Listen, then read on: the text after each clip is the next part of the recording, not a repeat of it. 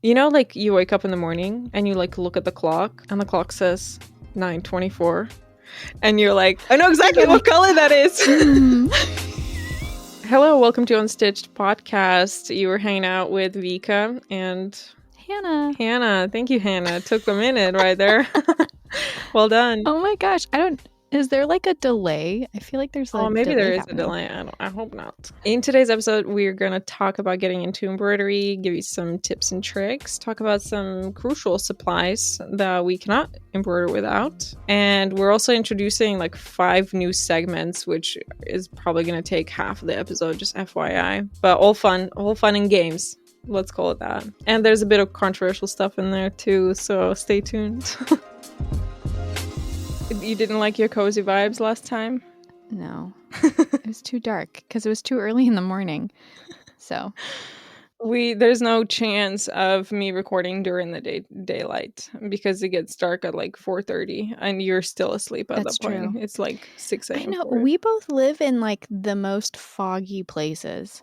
It's true. It's very similar, actually. That's probably why we're connected so well. Just deprived of vitamin D people. This morning, Miles woke up and for anybody watching, if we leave this in, Miles is my middle kiddo, and he has a special place in a lot of people's hearts.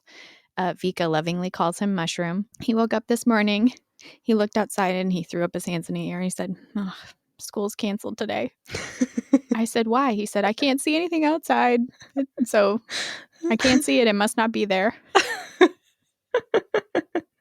I love that he made that conclusion. Very, very smart kid. That's not how this works, buddy. We're gonna still go to school. So, and I drove them today the like 2 blocks to go to school because I had something to do once I got to the school. And so I'm driving, and he's like, well, we're definitely not going to be able to go outside for recess. You can't even see the playground material. How are we going to play safely? Oh, I was like, that sounds dude, like this fog's really getting you down. He was so upset. So then I was like, no, I'm pretty positive you're going to have outdoor recess still. And he was like, what? In this? Like as if he's not seen that kind of weather before. Come on. Yeah, like we live in fog. It's just part of life here. He was very affected by it this morning. It was cute. So, all right. Fair enough. Let's talk about embroidery. I wanted to talk about the beginning of exploring embroidery just because... Yeah, why? I don't know. We have different experiences. I grew up knowing about embroidery and stuff, but I never went shopping for myself until I was an adult. But like I knew what to look for versus you didn't even start embroidery until adulthood. So I'm interested to see if we have the same like essentials, if we have the same things in mind of like how we give advice to people if they want to start in embroidery. Okay, yeah. I mean, mine is extremely simple, but let's start with yours. I don't have a long list, but my essentials are a quality thread / floss of some kind, usually DMC needles. We should talk about the difference later. Which we'll talk about all, yeah. The needles also we need to talk about. Also, an embroidery hoop, also. Duh. Big topic. That one we don't need to talk about. And then some sort of fabric. And that's it. But that's like my bare bones. Like anybody can do basic embroidery with at least one of those items. So there's 5 items: thread, needles, hoop, fabric, scissors. That's what you're saying? 5 things. Yeah, that's what 5. What's your bare bones? You know, for me, because I wrote it down a few times, like in the last couple of years, like for video making purposes. And I remember 5 things, but I don't think the scissors was on there. So I'm just trying to think if there's one thing that I'm missing. You just go in with your teeth. You just go. No, it's kind of like because if you're buying something, everybody has a pair of scissors. Yeah, exactly. Oh, like, I see what you're saying. Even if it's household scissors or even cuticle scissors, like it doesn't really doesn't matter. Most people own. Yeah, exactly. So it's not like a crazy necessity for you to go out of your way and buy some. Yeah. Okay, so what's your list? Let me quickly find it. And then I have non-essential items that I also think are important. And like, I can't really stitch without them, but I don't think everybody needs them in order to be able to embroider. Absolutely. I have. So I have a second list. It's like a necessity, but on like a whole new level. Yeah. You don't really need it, but once you use it, you're like, oh, I can't do it without it now. Yeah. And it's also like the difference of if someone's just going to stitch every once in a while or someone who does it as like a rigorous hobby or does it for a job. I feel like your list changes. Hoop, thread, fabric, needles. I didn't get through further. I think it was scissors. I'm so sorry for wasting your time. Yeah. Okay. Yeah. So hoop, thread, fabric, needles, scissors. 5 essentials. I feel like we could change that into okay, do you know Chicago the musical? Nope. Oh, Fika. I'm not a musical You're person. not really a musical person. No. I know. I'm not a musical person, period. I'm not really a musical person. That fascinates the heck out of me. Why? I don't know. I feel like I expect you to like musicals. Okay, well, there is a song in Chicago, the musical, where you like they're listing things. Yeah, okay. Of ways that women murdered their husbands. Oh, nice. But I'm sure you've heard the Cell Block Tango. Anyway, every time I list things like that now, I hear it as the song in my brain. Scissors, needles, hoops, thread. What's the last one? Fabric. Aha. Like, but I'll have to. And then it's like, she had it coming. She had it coming. Or sorry, not she. He had it coming. I swear I know musicals. But anyway, in my brain, I sing that along to myself, but I sub in those supplies. Fair enough. Super crazy tangent. So we can just cut this out. We'll see. Question for you. So you said that you wanted to talk about like starting out, like kind of compare personal stories in a way, because we already talked about that. Yeah. But yeah, I happened to never even heard of embroidery until I was like 22 years old. Yeah. I mean, I knew that it was a thing, but it was never. It's like, I know that South Africa is a thing. Do I know anything about it? No. But you've never gone to visit. Yeah. Never gone to visit. Yeah. You wanted to compare our advice that we would give individually to people who want to start out. So what would be your advice? Yeah. Like, how would you advise people to Let's do a skit. Hi, Hannah. My name is Jika. How are you doing? I admire your work. Please, I really want to try embroidery and can you help me? Like, where do I start? I know nothing about it. I'm 22 years old. I've never heard about it before. So, please. Jika. What a unique name. Jika. You couldn't come up with like any other name. No, but there is a really nice sauce. I believe it's Georgian, and it's called ajika. And I literally just bought some rye bread that had that flavor. Rye bread. It's freaking delicious. Stop mocking my nickname. I name my nickname. Jika. Well, I'm going to call you. No, please don't. Call you Jika from now on. Okay, I need to. All right. If I were meeting you for the first time and explaining what I would think to do, I would tell you to go to any local craft store. So Michael's, Joann's, Hobbycraft here in the UK, maybe. Yeah. And I would tell you to go to the embroidery specific section and look for DMC floss, because that's pretty easy to find in most stores. Like it's kind of like an iconic looking thing. Like you see them. It's very they specific. Definitely dominate the West. Oh, yeah. So that I would just say to go to that just because it's convenient and we know the quality is good. So I would say go to that. I would pick out 2 different colors of your choosing just so people can kind of explore a little bit. And then I would say if you need to buy an embroidery hoop, I recommend people to buy the plastic ones over bamboo, because bamboo is crap and it breaks so bad. I taught a class on Wednesday. I teach at the University of Oregon in the Craft Center, and I'm teaching a beginning embroidery class. And I was talking about materials, and I brought some Nurge hoops, which I sell. But the Craft Center had a couple like bamboo hoops hanging on the wall. Did you put them in the trash can, please? No. So I was telling the class, I was like, listen, I'm going to spoil you. I'm sorry, I'm not sorry, because you are going to start off your embroidery journey with like the best high quality stuff. And I'm going to ruin other products for you, but like this is why. And I went up to the wall and I just grabbed, I wasn't even really looking, and I grabbed it and I went to go show them. I was like, these are inconsistent. They have gaps. And I like held it up and it legit was split. like the outer hoop was already broken, and I was like, I can't even make this up. Like, I swear I didn't stage this.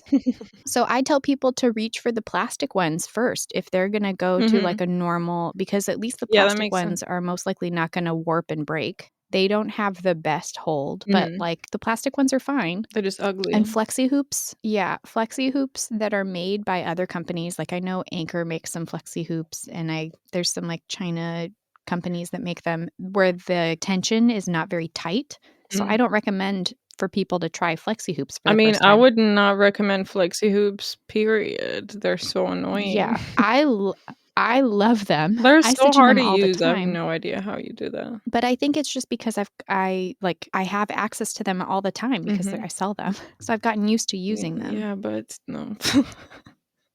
It's too hard for me. But we all know that beechwood hoops are king. Those are the best ones. And so some hobby stores are starting to sell beechwood hoops, which I love. But not all equal. I've had some beechwood hoops that are so flimsy, like it might as well be bamboo. Yeah. Well, and the hardware matters too that's on the hoops. Like, so, you know, if they have the hardware that's like got like it almost looks like it's been nailed into the top. If you go to tighten it all the way, the hardware will start to like buckle and Like pull off of the wood. Yeah. Yeah. And then, so they're not all created equal either. Yeah, that's true. So I would tell somebody to do that. I would tell them to reach for a Chanel needle. What is that? A Chanel needle is one that's got like a really big eye hole. I've never heard of that And needle it's still before. sharp. I think they're sold in the UK Is it too. a brand, Chanel, or is it a type of No, needle? Chenille. Never heard of Chenille? Am I saying it wrong? it doesn't matter how you say it, but I've never even seen that in writing. Yeah, they have large eye holes, and they're still point sharp on the end. So for someone who's starting out who like doesn't have the best luck with threading, because I'm trying to set people up for success, so I'll recommend those needles first, followed by a needle that you introduced me to. Yes, please. Which is a Milner, and then, or I would recommend classic embroidery needle. So, and you can find all of those in at least the American embroidery section. So you would literally send me to a craft store, to the embroidery section, and give me some pointers on what to get and what not to get. And then what else? Like, where do I go with that?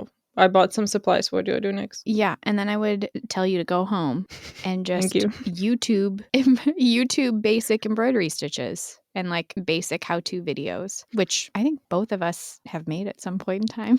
Okay. But yeah, I think other than that, and fabric choice, which I think because I work with fabric all the time, I recommend fabrics that don't have any stretch in them, like an 100% cotton of some kind or a linen blend, because I think that makes a difference too. And then just a pair of scissors that's sharp. Yeah, that's a hard one. I like straight away my pointer would be is like get a brand. Like look at it. If it has a brand like literally embossed on it, I don't know what the word is, like in metal on the scissors, then buy it, because brands will probably, you know, try and make it a good quality. Yeah. If it's unbranded, there's nothing on the scissors itself, like not a little mark of a brand, then it's gonna be trash. My advice does change though, depending on if someone tells me they're trying to do it on the cheap. Like if I'm talking to someone who's like, I just want to have like an affordable craft, I will like that would be my basic. If it's someone who's saying, I want to be successful at embroidery, tell me the things, like I don't want to have to mess around with the bad stuff. Tell me what to buy. And I would recommend kind of completely different things. Like I would tell people buy the gold eye Milners for needles. I would tell them buy Nerge embroidery hoops. If you can afford a 16 millimeter versus an 8 millimeter, I recommend going with a thicker hoop. This is a classic 8 millimeter. It's not very wide. So, and it works. They're so fine. much better than anything else.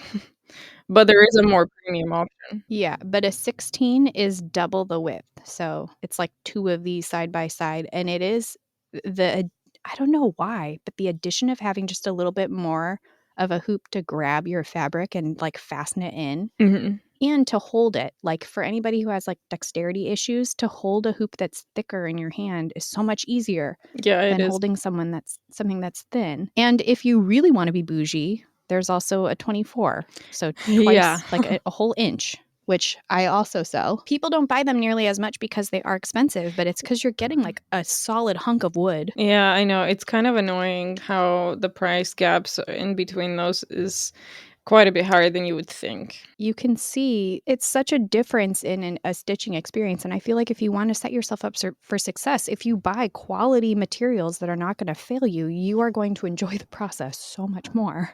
And then Yeah. I recommend Kai scissors. There's a branch local to me, and those are the scissors that I use for everything. I have these little bent scissors that are $15 scissors. They're pretty inexpensive for scissors. They are so sharp. I have cut myself so many times using them, but they're not amazingly beautiful to look at. Like a lot of embroidery scissors are very decorative. They're designed so well for what you need when you're stitching. Like if you want to cut up something where you made a mistake, because they're bent, like your hands don't get in the way.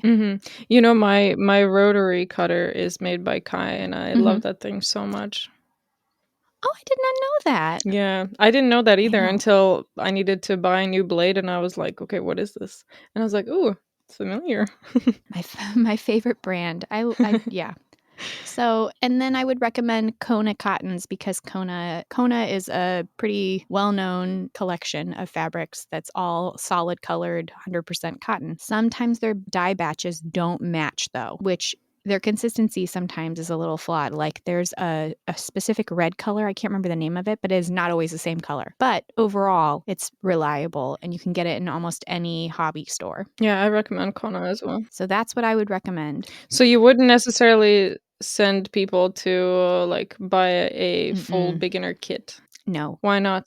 Because I think if you truly want to be, I mean, I guess maybe you could find an artist you love, buy a beginner kit where all the stuff is handpicked for you. In my experience, though, I would get because, as we stated last episode, I have imposter syndrome. If mine didn't look exactly like the like sample picture, I would be like, F it, I quit.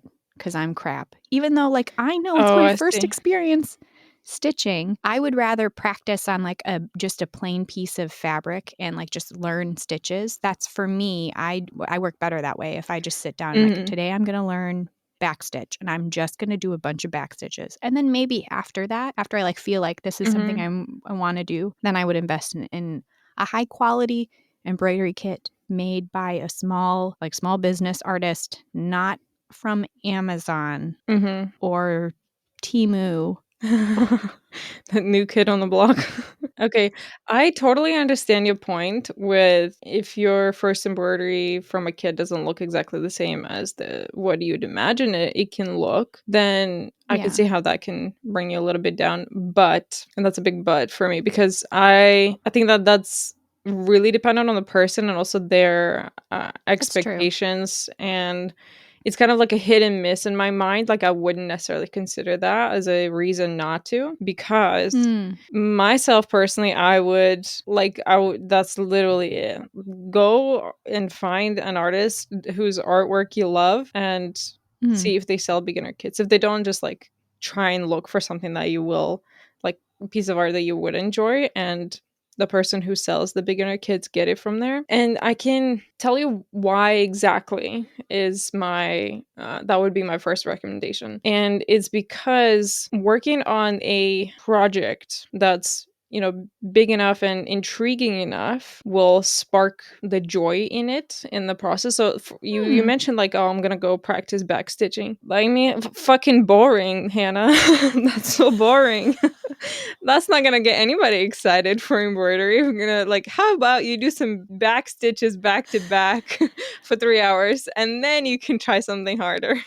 But I also wonder if the way I learned impacts the way that I would recommend for other people to start out, though, because like I learned growing up as a little kid with my grandma, who legit was like, here's how you do this stitch. Now go leave me alone. I love you, but Practice please it. Yeah. go into the other room and practice. Yeah, I get And that. so I think because that's the way I learned, I wonder if that's why like my advice would be like practice a little bit first. Yeah. And in my embroidery classes, when I teach beginning embroidery, I bring them a kit, like a pattern that I made with all of the materials so they have it. But before we start on it, I give them a tiny hoop with all of the other stuff, and we sit and we practice the stitches first as a Like, group. it kind of makes sense. It's like learning how to write, like you write sticks and hooks Yeah. and that stuff, and then you connect it to letters. That's what it reminds me of.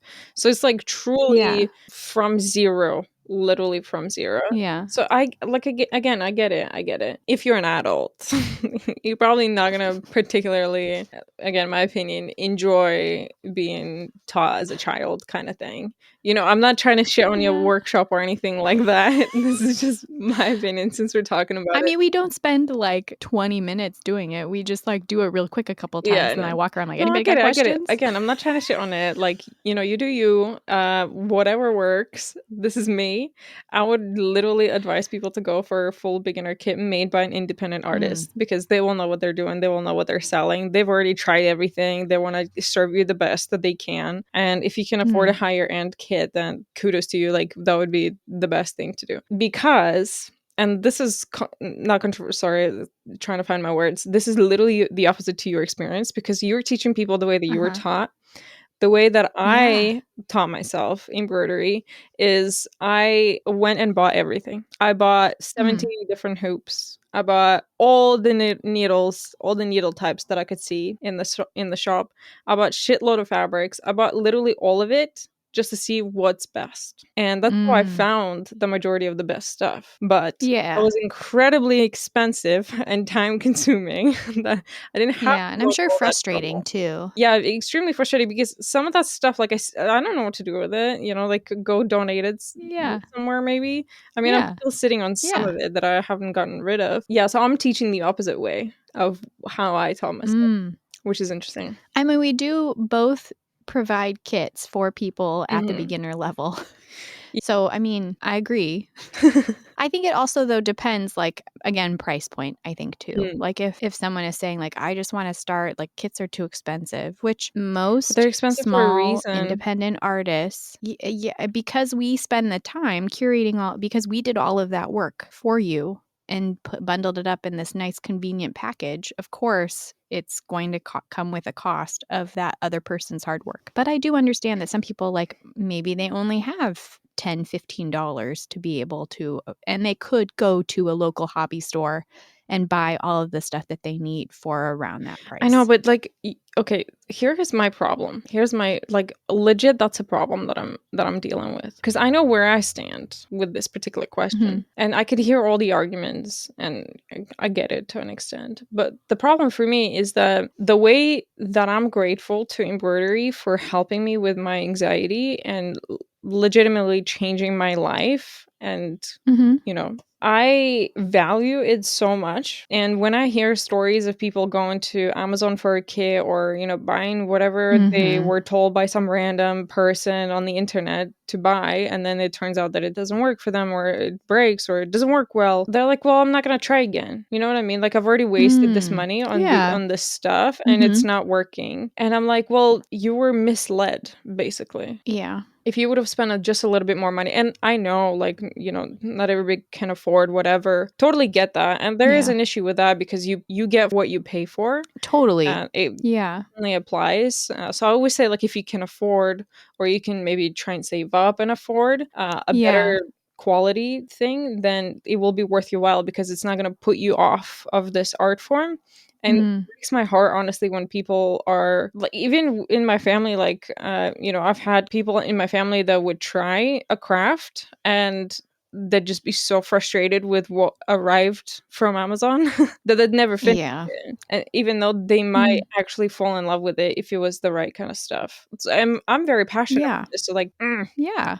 I haven't thought of it from that perspective before, and I agree. Okay. The other part is, in today's economy, yes, everything is expensive, but if people can afford to buy themselves a hot coffee from a coffee shop every day for $6-7 a day. If they can go without that coffee for a couple days, they should be able to, like, I know my kits start out at like $40-45. Like, I know some artists make them for like 30-35, and they're still pretty high quality, like it's not that much money to start up versus other crafts and art forms that are hella expensive.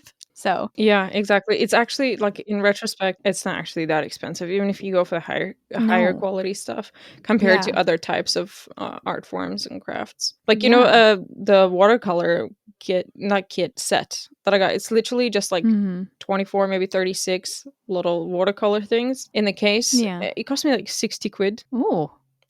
I mean, it's a branded thing, and it was recommended by another artist just for one color. Like, it didn't even come with anything else. It's just literally watercolor. Yeah, just the paint. Yeah, Wow. just the paint. Yeah, and I guess, like, I also come from a quilting background, so for me, like, the startup costs for quilting are way more expensive Mm. than a startup cost for doing embroidery that literally travels with you and you can take it anywhere, Mhm. versus, like, a sewing machine alone costs hundreds of dollars. Yeah, yeah. I mean, Well, basic exactly. ones may be Exactly, like, cheaper, but, people stop like, crying if I'm wearing being so yeah. expensive. It's not.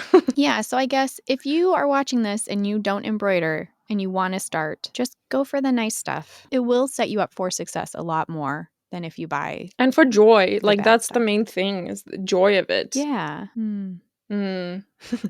Okay. Okay, so based on this, because, okay, what are your non-essential essentials? Okay, number 1, and that thing I cannot embroider without, is a USB clip-on reading light. It's in like so many of her videos, you guys. If you Oh, go yeah. onto any of her social media, it's on almost every video. I do You not see it. embroider without it. It's a Mm. basically really bright little light that I can maneuver. It's like on this metal thing, and it can go whatever way I want it, and whatever way I twist it, like, it stays there, so I can maneuver it whenever I want, however I want, and it just clips on my hoop just perfectly, and I actually hold my hoop by the light that's clipped onto the hoop, which gives me this thick amount of grip, which is literally Mm. amazing for like arthritis prevention and, you Yeah. know, from pain as well.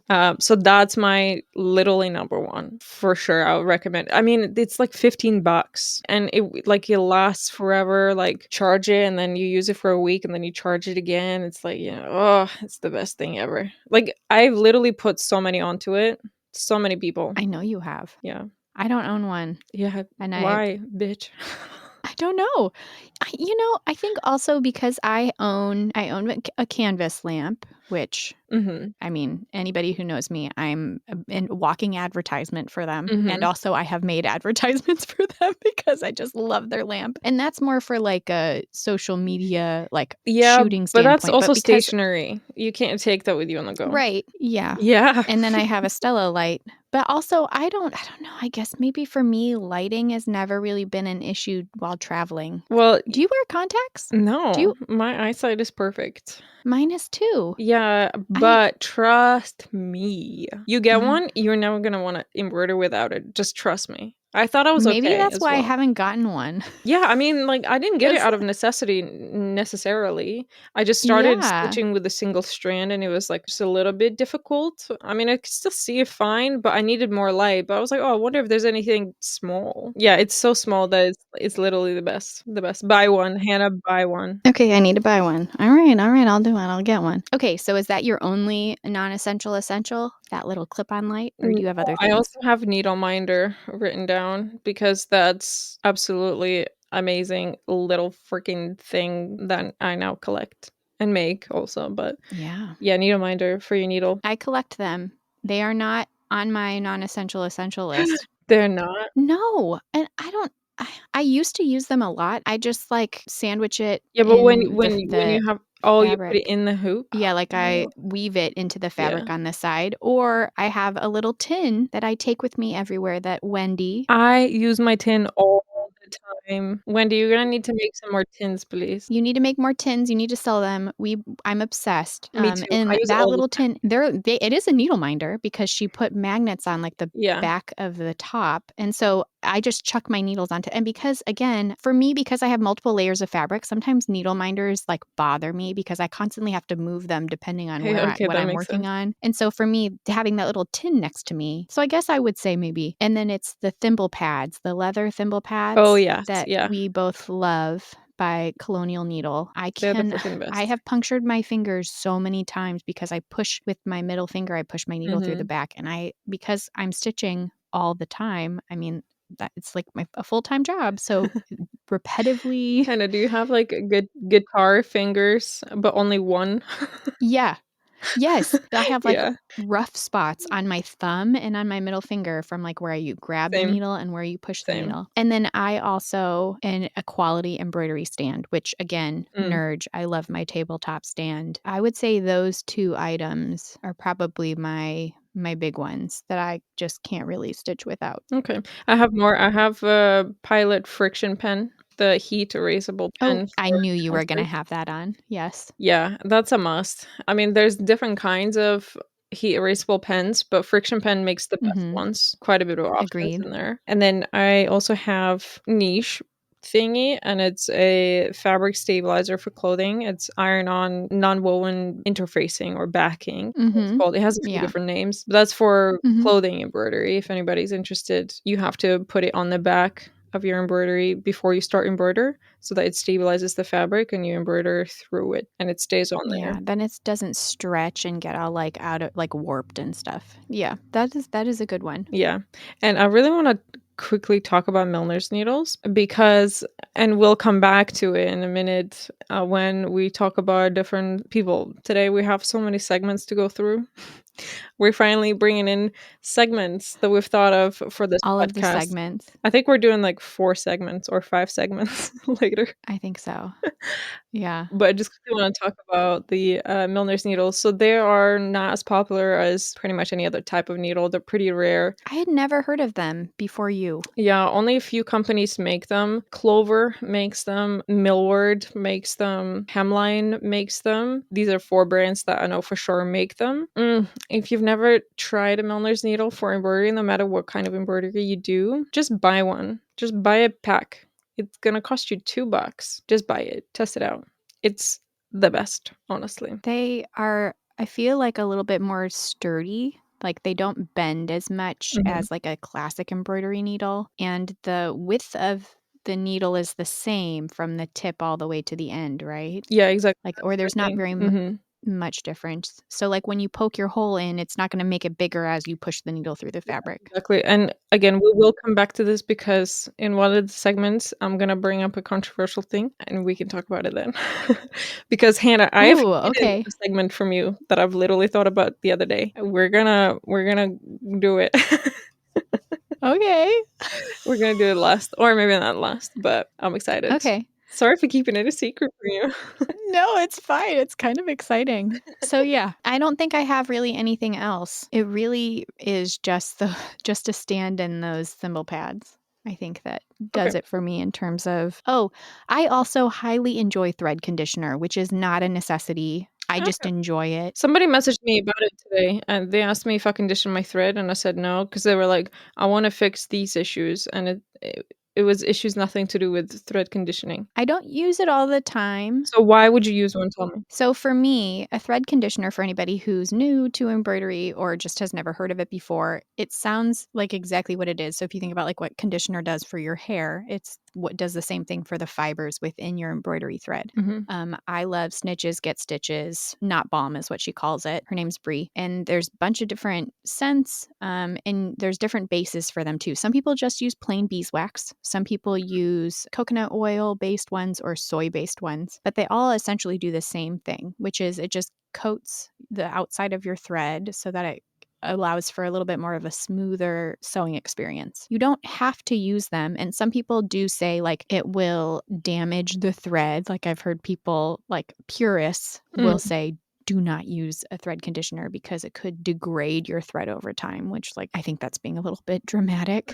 It can stain a little bit sometimes, and there can be like a little bit of like a residue that some people don't like. And I don't use it all the time, but I do use it for black embroidery floss. Any brand of black embroidery floss is for some reason the fuzziest floss. Like DMC 310 is overly fuzzy and it drives me bananas. It has more problem than just fuzziness too.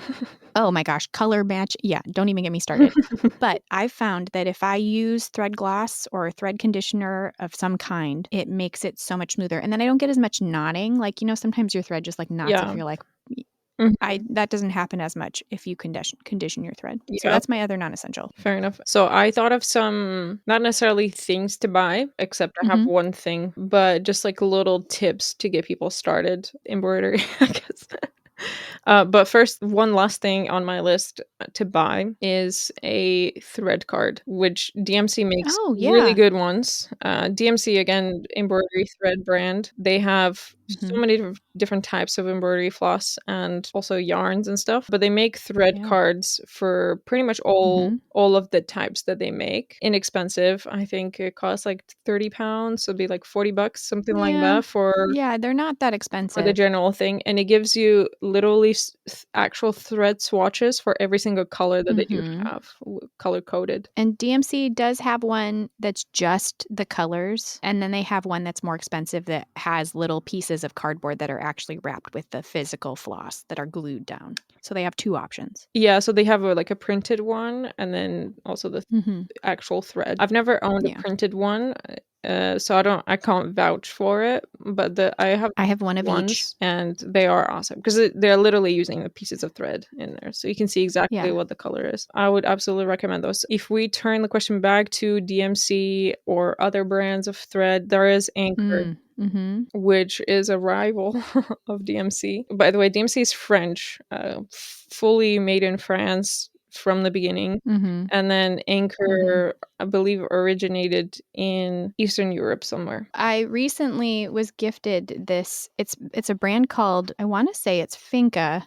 And I was sent a thread card. I've never tried their threads, but I know that there are other brands, not just DMC and Anchor and like JP Coats. There's Appleton's.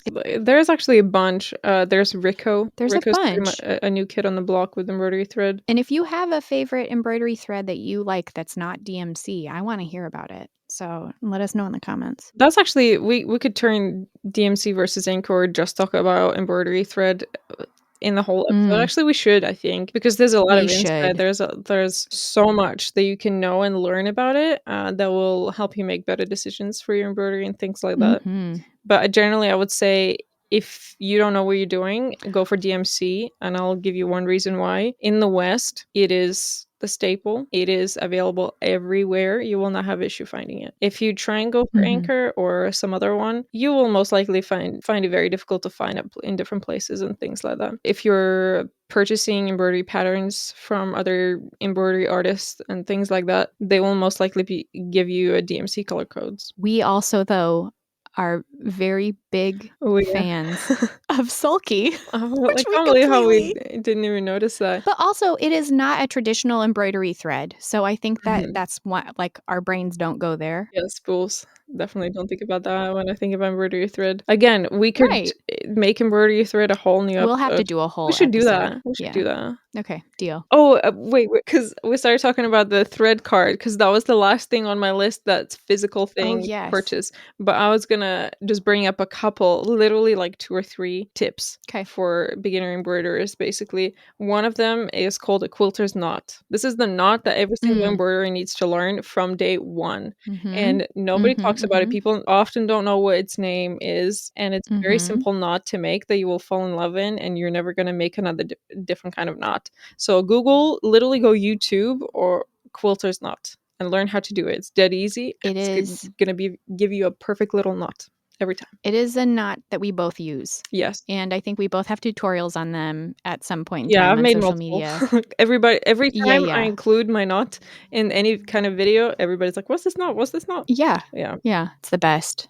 Agreed. Oh, and the second one was fabric tension for me. So I am a very, very big proponent. I don't know English words. I stand Yeah. by fabric tension. If your fabric Same. does not sound like a drum top while you're embroidering, you're doing it wrong, in my opinion. I had someone once argue with me that having loose tension on fabric is actually sometimes beneficial. Unlike one of my videos where Yeah. I talked about like it should be tight as a drum and then I like hit it like a drum. And so it was like, actually, I don't see a single reason why you would benefit me from either. loose fabric. Because if your Mm-mm. fabric is loose, then your stitches are loose. Your stitches are loose, it looks like Yeah. it's a shit. It's the same thing. Like you don't see painters ever paint if they're using canvas. You don't ever see them do it on like most artists use stretched canvas that's like pulled nice and tight. And primed to make it hard. Yeah, like you wouldn't see charcoal artist or somebody drawing on a piece of paper that was like all crinkly either. You know what I mean?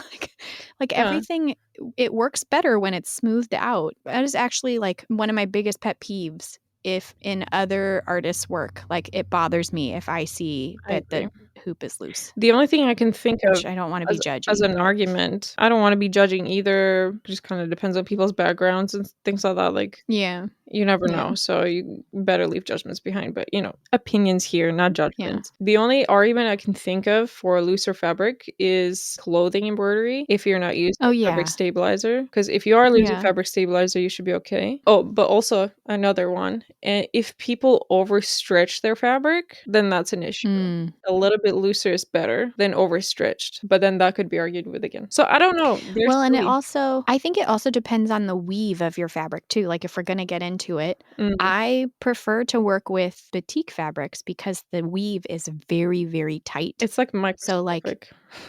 It's actually yeah, and crazy. because of that, like fraying doesn't happen as much versus like if you start pulling even just like a basic cone of cotton and you pull it and you over pull it, you will start to see the like weaving of the fabric actually give. Like you don't want that. You don't want to degrade the fabric. Yeah, So exactly. I agree You with would you. think that people would Yeah. think about that. I don't know. Anyway. Oh, also though, I would argue then an essential is also a tiny screwdriver that fits in the head of because a high quality hoop has some sort of screwing mechanism where you can physically use a tool and tighten it. Yeah, I agree. Yeah, you don't think about it, but it is an essential. I agreed. Actually agreed. Good job, Hannah. Look I at don't have us. anything else almost. Okay, so I think we should move on to a segment that I've wanted to do for a while, Okay. which is talking about specific DMC colors. Okay. Did you pick a color? I did. Oh, I'm so excited. DMC Okay. Color if it was a person, right? That's gonna be the name of it. If it were a person. Oh, yeah, because I'm gonna describe why I Yeah. love it so much. So we want to Okay. pick each of us. We're gonna do that independently beforehand. Pick Yeah. a DMC color. Luckily, they have loads, like 500. We should be okay for like 250 episodes. I don't know. I feel like we have some similar color favorites though, so it'd be hilarious if we picked the same. I tried to pick one that I didn't think you were gonna pick today. I didn't go for any of the teals, which I thought you would pick. You didn't pick a teal? Which is so funny because no, I did. Oh, But when you look up this color online, in the descriptions, they call it a dark green, which is hilarious. what? It is not green. Okay, tell me what color that is. Okay, so the DMC color that I've picked today is DMC 924, which is That's blue, dude. it's blue. That's not But for dark some, green. if you okay, Google it, and look at what the descriptions say of it. It's so weird. I was like, I am thinking of the wrong color. 100% blue. I love 924. You joking? I It's the know best. it's such a beautiful color. It's blue though. It is It's 100% like blue. maybe leans a little bit on the teal side, but if you read the description of it, it calls it. Do you see that though? Wait, where They do I call it check green. I don't know where to check. Just like if you just search DMC 924 and like read what pops up. And nothing pops up, just where to buy it pops up. It calls it like a light emerald or something. And I was like, no, it is not. I don't know what is happening. Crazy. So anyway, yeah, no, this it's like washed dark is blue. 924. It honestly, It's kind of like your hair. it is just like such a pretty blue color. It's very calm. Like if I were to like talk about this color's personality, Please. it's warm and inviting. It blends. If this were a person, it's one of those like can hang out with anybody. You know what I mean? Like Agreed. not going to be necessarily the center of attention, but like you notice if they're not at a party. You know? Yeah. That's this color. And this color is dependable, so dependable. It's like a camouflage kind of color. Like I feel like it blends so well with other colors. Mm. And it's a community builder, this one. 924. It is one of my favorites, and it's in 2 or 3 of my kits, and it's in a couple of yours too. Oh, absolutely. 924 is used trust. I love it. I love that you picked that one. You're gonna be This is amused my by color. mine as well. Okay, I love what's it. yours? Thank you for sharing that. When you started saying Yeah. yours, I was like, you're fucking kidding me. Mine is 920. Only 4 Oh numbers my god! behind. See?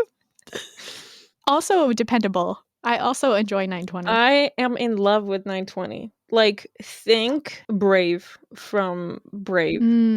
Like her like her Yes. hair color, like this rich Yes. orange, but it's like burnt Oh, it's orange a so little bit. beautiful. It's kind of like one of those oranges that you cannot not love. It's like the rust type of orange, very bright. It's more red than yellow, is what I would say. Also, for anybody who is curious, Vika has memorized almost all of the DMC colors. She will say she doesn't, but she does. And if you go into a Only the store ones with I her use. and there's video proof and you hold up random ones and you don't show her the numbers, she's going to be at least within like 2 numbers close to whatever if she doesn't get it right. Versus me, I go in and I'm like, We should do that. We should do the game again. It's gonna be hard to again, do it, maybe, yeah. We can do that. But I wonder how everybody watching, how is your skill with knowing the DMC colors? I'm getting better. I'm now making a conscious choice of trying to remember the color names and what the colors actually are You know, only the ones that I because of you. use, I'm good at remembering because, like, I get to know them very well, I think. That's not true. I held up some of the ugliest colors neither one of us used when we went into that craft store, and you knew them. Well, because I'm a hater at heart. I will know which ones I don't like. I'm joking. Okay. I love that. I'm not a hater. Yeah, so we're going to start adding this segment. Tell us what your favorite color is in the comments. I want to know. Like, legit, I'm curious. Okay, actually, that's going to be my relatable or not. Should we do relatable or not segment now? Yeah, let's. Yeah. Relatable or not? You tell me. For me, and I think people will relate, but we'll see. You know, like you wake up in the morning and you like look at the clock and the clock says 9:24 and you're like, I know exactly what color that is. Literally, and every time I look at the clock, I'm like, I know what that color is. I know what it is. It's 3:33. It's like purple. It's beautiful. It's 729. Oh, that's like beige. I think I saw that there was an account that was like using the color of the day. So if it was like January, whatever day, January 29th, then they looked up color 129 and then would stitch with that color. I love that. That's fucking smart. I That's do too. creativity. That's creativity. But I wonder, is that relatable? Do you see at the clock and you're like, I know what color that is? Nope, that is a Vika specific. I think you're going to do it now. It's actually the Okay, best. my relatable or not is I'm probably going to be shamed for it. And I'm just prepared. You know what? I'm throwing myself to the wolves. Are you ready for it? So ready. Relatable or not? I really hope other people relate because I'm going to reveal a side of myself. Okay, you ready? Mm-hmm. I own hundreds of needles. Okay? Mm-hmm. Hundreds. I have bags and bags of them. Mm-hmm. But for some reason, I will use a needle and it will lose its tarnish. It will bend and it will perfectly fit in my hand. And I use needle sharpeners specifically because of this, because I know many people are like, I didn't even know a needle sharpener existed. Why don't you just throw it away and start with a new one? It's not easy. I know, but for some reason, I get emotionally attached to specific needles. And I will use them until they fucking snap in my hand. Yeah. Hannah, that is relatable. But also, that is not great practice. I'm gonna say that. It is terrible practice. And when I like finally break my needle or lose it, because let's face it, that also happens to me all the time. That is not good. I've People are like, slept on your floor. You should have warned me. I mean, I don't lose them on the floor. I How lose do you them know? like You lose on my them. desk. You lose them. I cleaned before you got You here. should I've be like made you sure there should be weren't shamed. rogue needles. You were right. But when I go to get a new needle after that experience and I start stitching with a new needle, I'm like, oh. Last needle was so bad. Okay, I'll open the secret to no, actually that's not it. I made like a whole series just talking about needles. Like there's probably 10 videos. I literally Oh, yes. research needles Yeah. on crazy levels.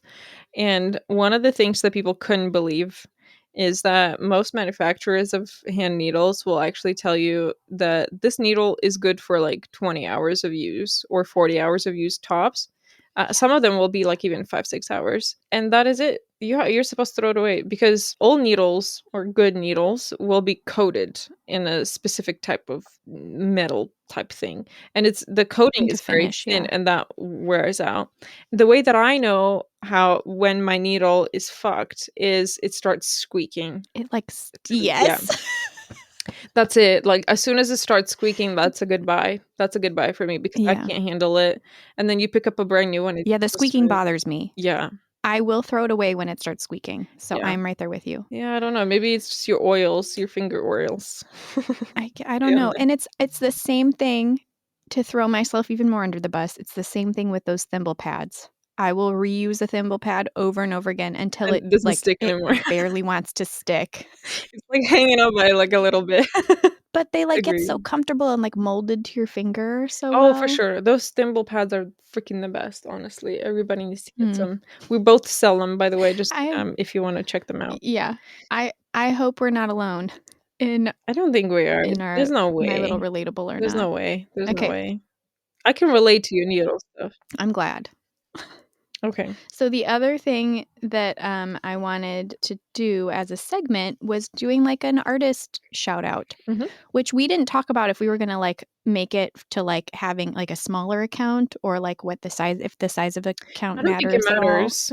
Just Okay. literally, I would let my heart dictate like a few days before we record it. If anybody Yeah, just pops up and I have one. I have one too. Do you want to go first? Do you want me to go first? And I have always loved her. I mean, I can't remember how long I've been following her, but I've always loved her art. And she has a smaller account, and landscapes. So also, I Oh. mean, kindred spirits like us. And her name's, I want to say it's Oksana, Mhm, Oksana, mhm. Oksana. I don't want to Oksana. butcher her name, Oksana. And her handle is LE dot and then point Mhm, POINT.O. So Le Point O. mhm. And her work is so beautiful. She mixes paints sometimes with a little bit of fabric Wow. collage, beading. Wow, that's She does awesome. sun rays really well, but it's also very clean and like I don't want to Beautiful. say simple because it's not simple, but like It's she just it's has called such a aesthetic. yeah, like she just has Yeah, a very clean aesthetic, that's and beautiful. I love her color Minimal is palettes. probably what I would say. Yeah.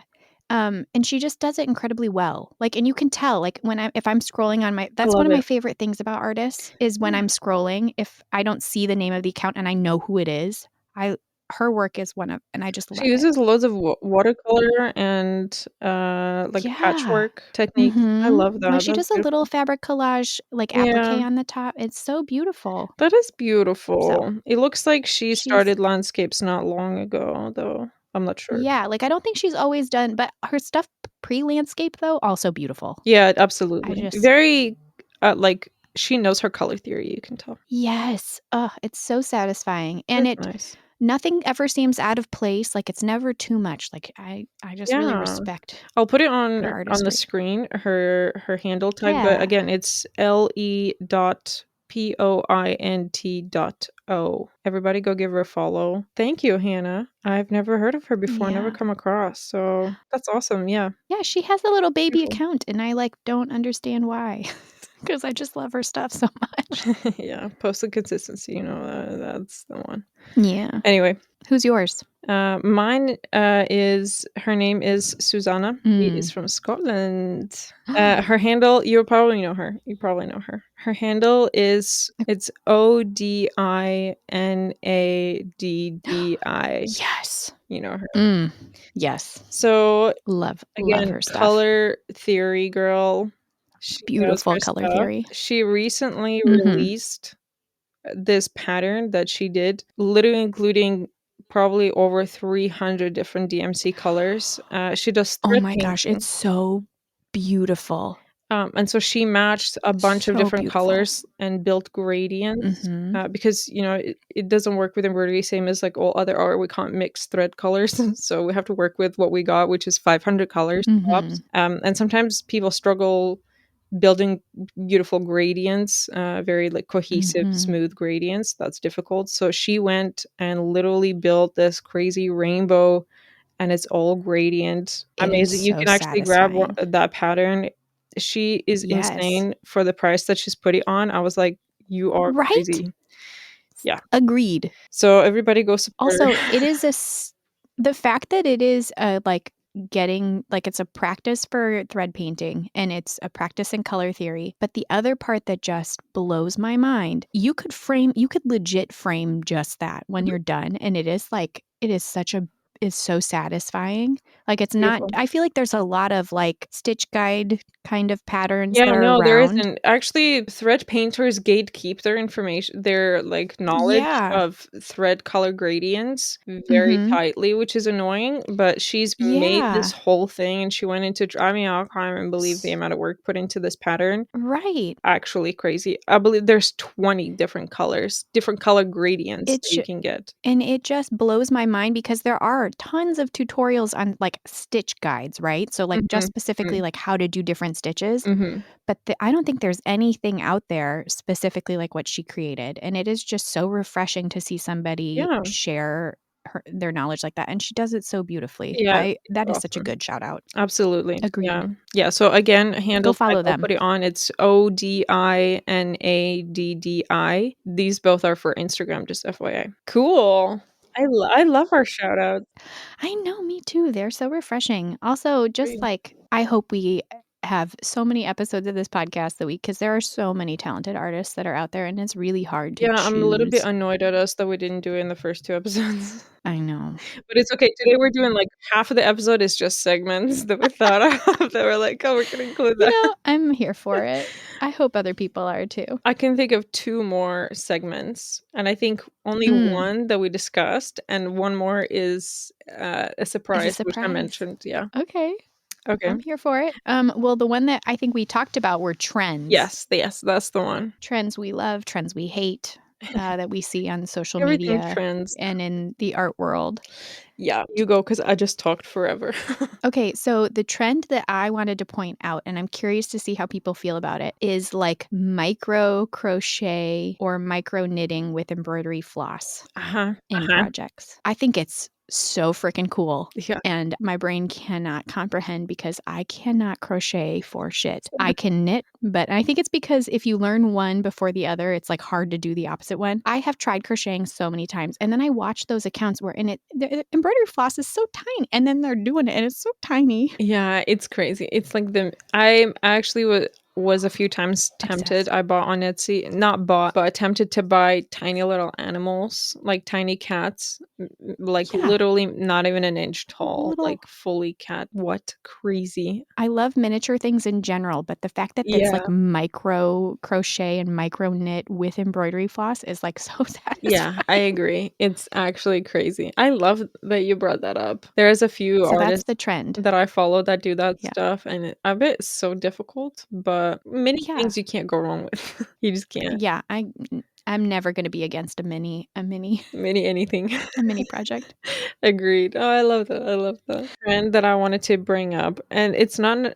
I guess it's not really a trend, but it made some headlines. So around about Christmas time, and I'll put some pictures on the screen. This one brand called Fendi, I'm not sure if I'm pronouncing it right. You are. Brought up a new product on the market. Fendi is like a clothing accessory brand, extremely expensive, Fendi's very high posh. end. Yeah. Koreans love Koreans love a good Oh, fair enough. Fendi bag. Fair enough.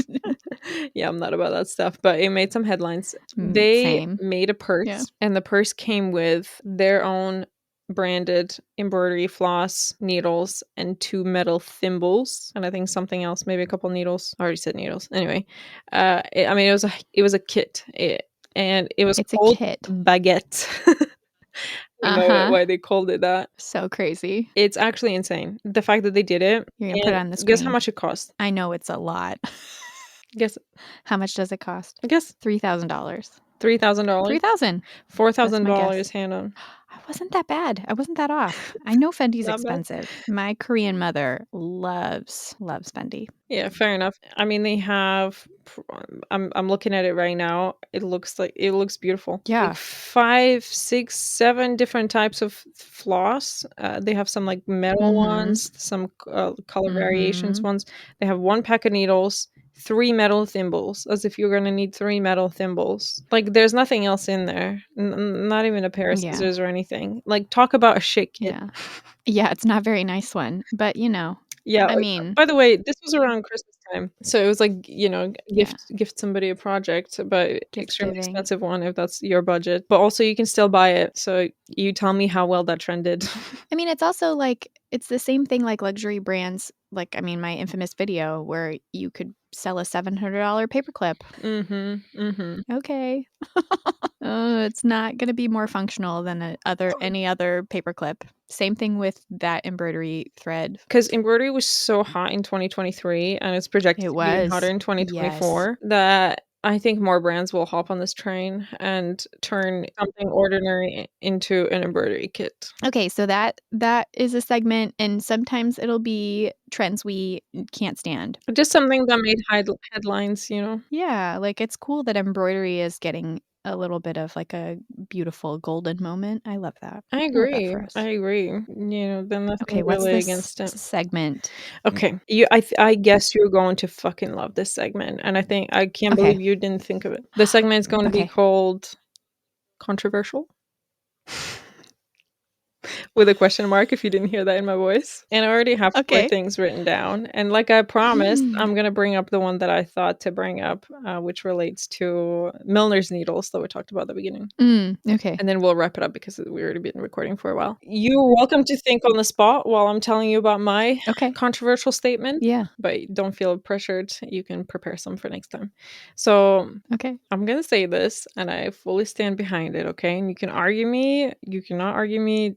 I don't give a fuck, okay? Okay. Embroidery needles are the worst needles for embroidery. How's that for controversial?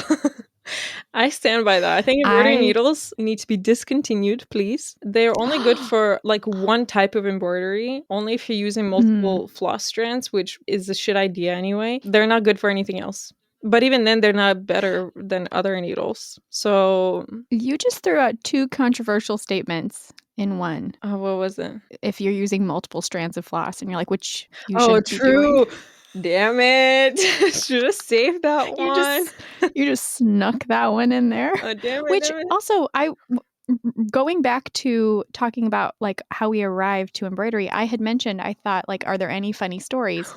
I did embroidery when I was younger as a kid, and then, like learned with my grandma, and I think she split my thread for me. I never divided my thread. So for anybody who's new to embroidery or doesn't embroider, most embroidery thread that you buy is it's stranded cotton, and it comes in 6 strands. And a lot of people, when they first start out, they use the whole bundle. They use all 6 strands because they don't realize that you can separate or should separate your strands. Yeah, that's another reason why it looks like, it might look like shit. Yeah, because when it doesn't look very good. It's twisted. Like, it doesn't look good. Yeah, it doesn't look good. And so for the first couple projects, when I first started coming back to embroidery as an adult, I was like, why does this look so bulky and weird? And like, why am I having such a hard time? I'm like fighting my needle to get my thread through. And then I like looked it up, and it 12.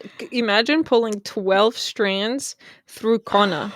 That would kill me. That's impossible, by the way. It's Like, just you'd like have to my make hand. such a massive hole in the weaves. I'm getting like tendinitis. Just think, Me like my too, me arthritis too. is flaring My just thinking fingers about are it. sweating up because, like, that's what I imagine, like, you just can't get it out, and then because you're getting frustrated, like, there's sweat, and so you can't get it out even worse. Yeah, and for anybody who is new, like, if you like how you separate floss, some people will pull, like, 2 strands with this hand and, like, force they're trying to take 2 strands apart, and you just try and pull it apart, and then it, like, gets all mixed up, and some people will put, like, the rest of the thread in their mouth Oh, yeah, that's and, not the like, best pull way at to the do it. same time. So the best way to separate embroidery floss is actually just to hold it in your hand loosely with one Between hand, and 2 you with 2 pull fingers. one piece of thread at a time, and you pull directly up, and just do one at a time. And then once you have all of your strands, then you put them back together and flatten them out. That's actually going to be the easiest way, and it doesn't knot that way. Yeah. So that was my It'll bunch up, but then it fall back. yeah, and by the time that I had come back to embroidery, like, as a serious hobby and possibly as a business idea, I asked my grandmother, I was like, "Did you always separate my floss for me?" And she looked at me like I was crazy, but also she was losing her mind. Her dementia was pretty far set by that point. And she Mhm. just laughed and she was like, "You silly girl." That, like, I wasn't dividing my floss previously. So she totally did it for me as a kid, Wow. which Yeah, what a that's beautiful love language to Mhm. separate floss for your kid or grandkid. Yeah. Do you have any funny stories about your beginning? I remember buying embroidery floss from a supermarket at one point just because I saw it and I was like, "Ooh, embroidery floss." That was my Yeah. spree of buying everything that I could get my hands on, like, Mm. just to see what's good, what's not. That was not a Yeah. good decision. Do not buy embroidery floss from a supermarket. Not a good idea. No. Or like if you go to a hobby store and you see a big bag of random colors in like a plastic bag and it looks like decent, but none of the colors are numbered or anything, and it's like an off-brand, just don't buy it, because it's not necessarily that it's just because it's an off-brand, but like you go to use it and it'll like pull apart. Like the fibers don't stay together. Hannah, we need to save this for the embroidery floss For the episode. other one. Okay. Sorry. Don't Okay, buy the I mean, off-brands. They're terrible. because if you're gonna start, I'm not gonna be able to stop. That's You know true. what I That's mean? true. But yeah, that was my Okay. controversials. I think embroidery needles are the worst fucking needles for embroidery. I'm not sorry to say that. I would disagree. I think tapestry needles would be the worst because tapestry needles are Okay, dull. fair, but I mean, But come I on. I don't know. I'm saying that there's better needles for embroidery than embroidery, which is named after the craft, which sucks. Like, So then people just automatically assume to yeah. go to that one. Yeah, but there's so many Yeah. flaws in embroidery needles. You'd think there's just a needle. It's sharp, it's long, it's a tiny piece of metal with a Mm-mm. hole on the It top. really does make a There's difference. so much Yeah. that goes into a Mm. needle and I think embroidery needles they're just not great for embroidery. I don't think they're great for anything. Yeah. They're so tiny. They're so small, Mm. incredibly short, and it hurts fingers. I Like, like short needles. yeah, but because you work with, like, really intricate fabric, so it makes sense to go for that kind of thing, but then Yeah. again, it doesn't. Use Milner's. Milner's better. I do like using a Milner. You have turned me on to them. I do like a Milner. Let the Yeah. record show. Yeah, I mean, I know a lot of people will disagree, what? Disagree. I can't talk anymore, but yeah, that's where I stand. I hate embroidery needles. I'll never Okay. recommend them. I've never recommended them, Mm. ever, and I will never will. All right. That Alright. is controversial. I have Is one, and it's anybody who knows me, it is, I'm sure, controversial to other people, but to me, it's not. I stand by it 100%. DMC metallic sucks. Oh, Don't yeah. do it. Oh, yeah. DMC, anything that's not cotton. Anything that's not just the regular cotton thread, throw it in your bin, as Bika would say. Oh, and satin It. thread. Again, Hannah, why do you have to bring up the thread again? We'll save it for the episode. But y'all, don't do it.